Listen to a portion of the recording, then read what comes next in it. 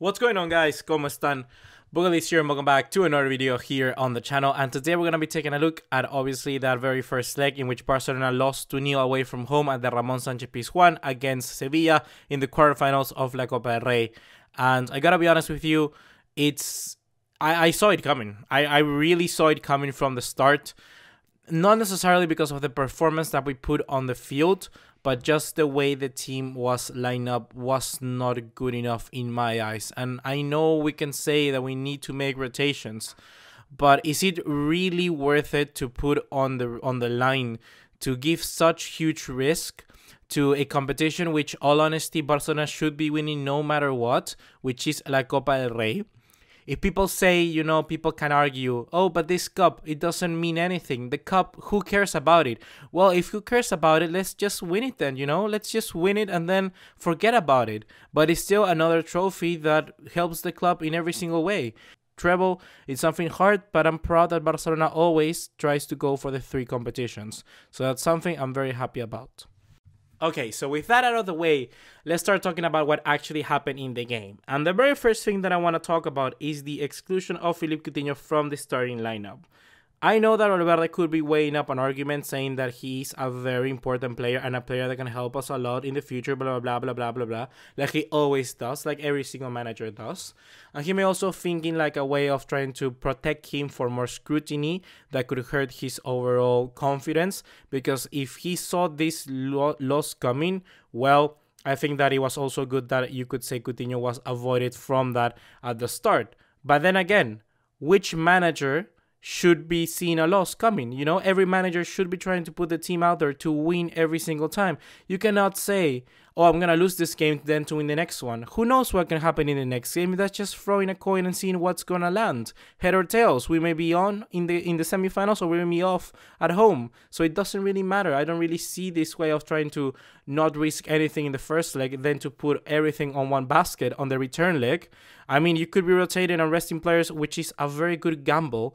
But I don't agree with that thinking. That's not just how I think. It's not my way of thinking. If you do, leave me in the comment box down below and tell me a little bit more of your actual opinions about it and your views and your perspective. Because in my eyes, if you want to gamble, football is not the sport to do it in.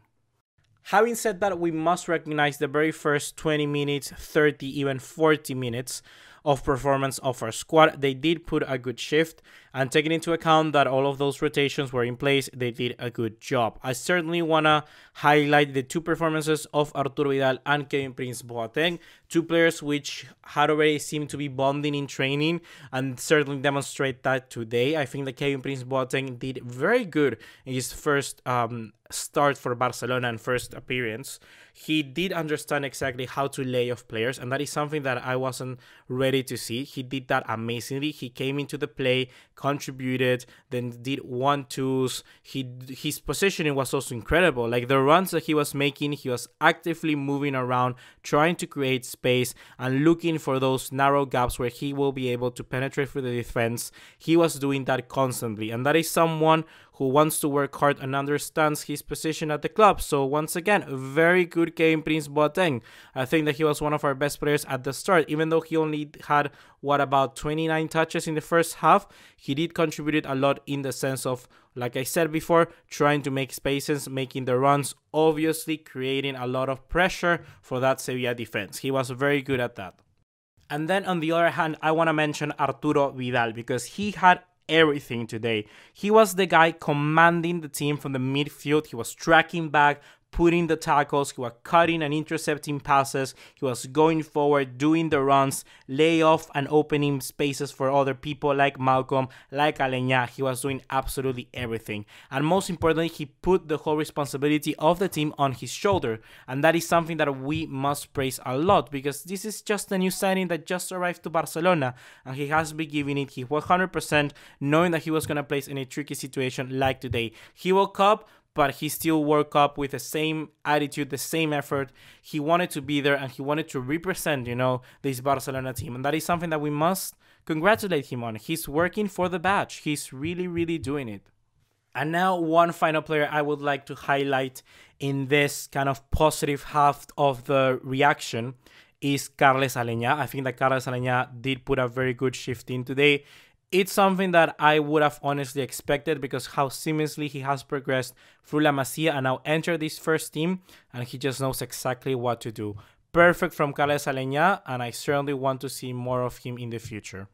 So boom, negatives. Is anybody to blame? Why did Barcelona lose this game? Well, I want to start off by saying, first of all, a very bad decision that in my eyes was not good enough. For me, Nelson Semedo at left back position was one of the weakest points in Barcelona today. And if I know you want to rest Jordi Alba, even though he's the only left back that we have, why not tell the board that we need a left back? We need a substitute for that sort of position. We say that we need for the center forward position with somebody like Kevin Prince-Boateng, but in reality, in my eyes, we didn't need that. We need somebody to come and slot in that left back position because as you've seen today with the performance of Semedo and the past performances of Sergio Roberto in that same role, they're not good enough. Next up, Malcolm. And in the case of Malcolm, let's be honest, he did have a bad game. All the deliveries, the corners, I don't think they were up to scratch, to be honest. But that's something that is just very easily explained because of his lack of game time. So I don't really want to blame him for anything, in all honesty. So let's just skip right to Coutinho. In the case of Coutinho, I feel that once again, you can see it in a confidence. And I feel that this is going to shatter him more and more and more now. Because first of all, he didn't play this game from the start. And second of all, he lost that ball for that second goal from Sevilla. And that for me was the turning point in this competition. As much as he can help us to progress against Levante by getting that penalty goal in the last few minutes, this may also be kind of like the catalyst for Barcelona to get knocked out of the competition. Who knows? If he loses that ball and then Barcelona doesn't progress through the quarterfinals, I feel that there's going to be a whole part of the Barcelona fans and the media scrutinizing Coutinho for that. And I feel that's unfair. When in all honesty, he came in and he did his part trying to help the team.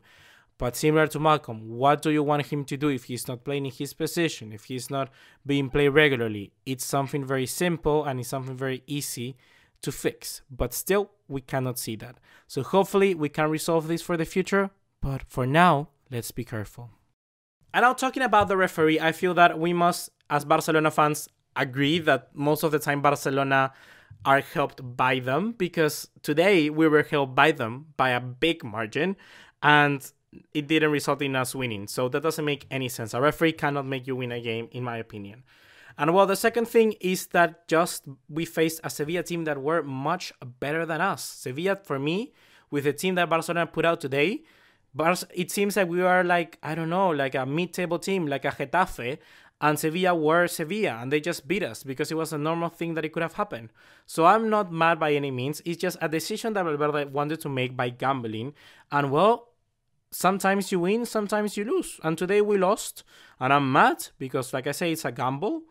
And for me, I'm not mad. I'm kind of disappointed, really. I'm just disappointed. I'm not mad. I'm not aggressive. I'm just disappointed because it means that if we get out of the Copa del Rey, if we get knocked out, it's all down to Valverde because he took that big gamble. And well, it's also up to you, the fans, the viewers, to decide whether you are in favor of this gamble or not. So tell me that in the comment box down below, and I'll be signing off because I'm feeling sick, so sick. I don't know why. But well, I'll be signing off, and I'll see you for the next video talking about our newest signing, Frenkie de Jong, and everything you need to know about him. Not the transfer, we already did about that, but now let's talk about the actual footballer. And something else, guys. I got a friend of mine to help me translate the first interview of Frenkie de Jong as a Barcelona player, because guess what? His first interview was held by Ajax and it's in Dutch. So she helped me to translate it. So I will also be posting that in the next few hours probably. So well, see you in the next one. Take care. Ciao.